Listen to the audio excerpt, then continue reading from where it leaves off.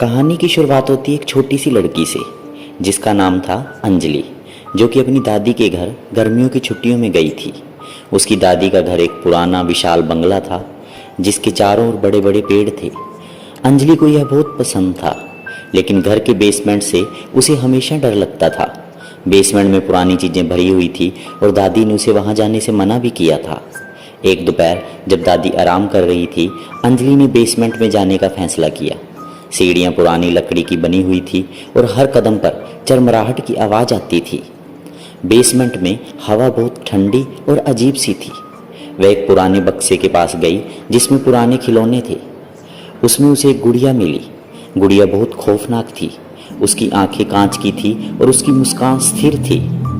गुड़िया के कपड़े बहुत पुराने और फटे हुए थे, लेकिन फिर भी अंजलि को यह अजीब और आकर्षक लगी। उसने गुड़िया को अपने साथ ले जाने का फैसला किया। दादी जब उठी तो उन्होंने गुड़िया को देखकर कहा, इसे यहीं छोड़ दो, यह ठीक नहीं है। लेकिन अंजलि ने जिद की कि दादी, यह बस एक पुरानी गुड़िया है, इसमें क्या गलत है। दादी ने एक लंबी सांस ली और कहा, इसे अंजलि कहते हैं, यह मेरे पिता ने बनाई थी। अंजलि ने गुड़िया का नाम भी अंजलि रखा। वह रात को अपने कमरे में सो गई। रात के बीच में उसे अपने कमरे से गुड़िया की अजीब सी हंसी सुनाई दी। वह जाग गई और देखा कि गुड़िया उसके बिस्तर के पास बैठी थी और उसकी आंखें चमक रही थी। अगली सुबह अंजलि ने गुड़िया को अपने बिस्तर के पास छोड़ दिया। जब वह अपनी दादी के पास गई तो उन्हें कल रात की घटना बताई। दादी ने उसकी बात पर यकीन नहीं किया और कहा कि तुम्हें सिर्फ डर लग रहा है। रात फिर से हुई।